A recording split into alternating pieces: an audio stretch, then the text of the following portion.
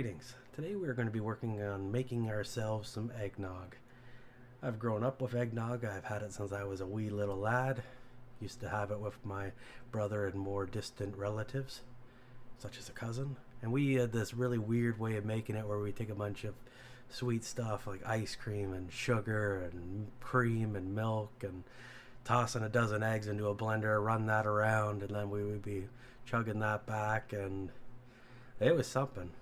But I'm not really keen on drinking raw eggs these days. I don't know. I don't know if I react to the yolk, have a bit of an egg allergy. I don't know what the deal is, but we're going to be making the other style of eggnog. We're going to be making a custard style.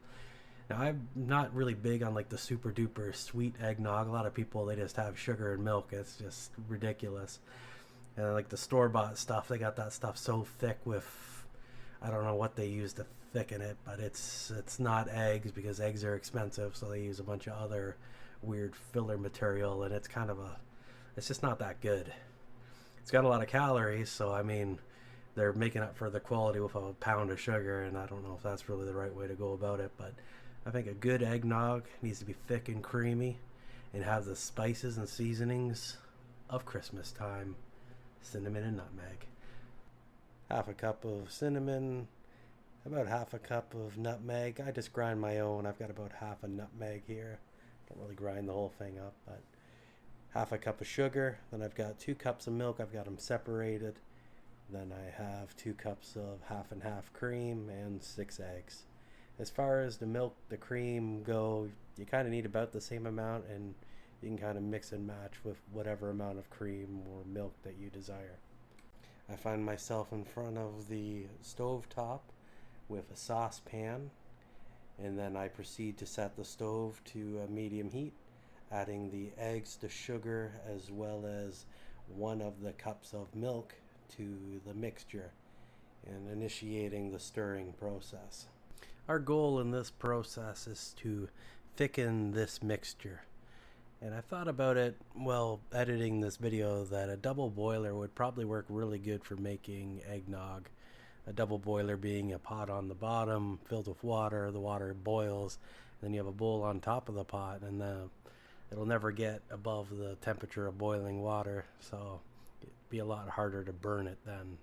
And I've made other custards with that method and to great results. We're just going to keep stirring this now, stirring and letting it kind of cook. I've got my infrared gun out here to try to see what temperature it is. It's not completely necessary, but you're looking for about 160 degrees Fahrenheit, or when it starts to kind of thicken up, which you can do with a spoon, seeing how it sticks to the spoon or pours off of the spoon. Using the spoon test, we can see that we are about the right viscosity. The thermometer backs up that result with 160 degrees, right where we want it to be. Now we're going to add in our spices. Just going to dump in the cinnamon, and I'm going to be grating my nutmeg. If you don't have full nutmeg to grate, that's okay. Just do it the old-fashioned way with a teaspoon and just plop her in there and give it a good mix. And once you're done mixing it, maybe give it a bit of a taste with a spoon. Do realize it's going to be stronger than it's going to be in the end because we're going to be diluting this with the rest of the milk and cream. But it is a good time to kind of gauge kind of what you're working with, and mine seems to be tasting fine at this point in time, so I'm going to continue to stir a little bit, maybe get the temperature down so I don't just dump cold milk and cream and scalding hot liquid. But that's essentially the thing to do, is just gradually work in the milk and the cream. I started filming this video probably a week or so before Christmas, and I've made this variant of eggnog several times since then, and I've done stuff a little different in each one to try to see what would be the optimum route for making it. And I've really found that going heavy on the spices really kind of brings it to life. It's just such a festive taste. That cinnamon and nutmeg combination just grips you from the soul and grants you the vitality of youth, unlike other combinations of seasonings at other seasonal events. Now that it's kind of cooling off, I'm going to place it in the fridge for a little while, let it cool off a little bit more, and then I'm going to transfer it from the saucepan into a vessel. And as you notice in this footage here, I'm running it through a filter. This is not 100% necessary. I just like to do it because I like my stuff extra smooth. But some of the coagulation is part of the custard process.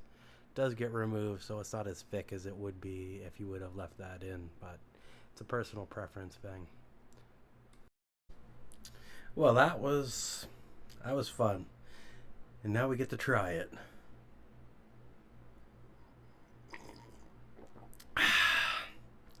Tastes like Christmas, just the way I like it. Very festive. Now, it's my recommendation, brandy is better than rum when it comes to eggnog. But your mileage may vary. And until next time, stay awesome.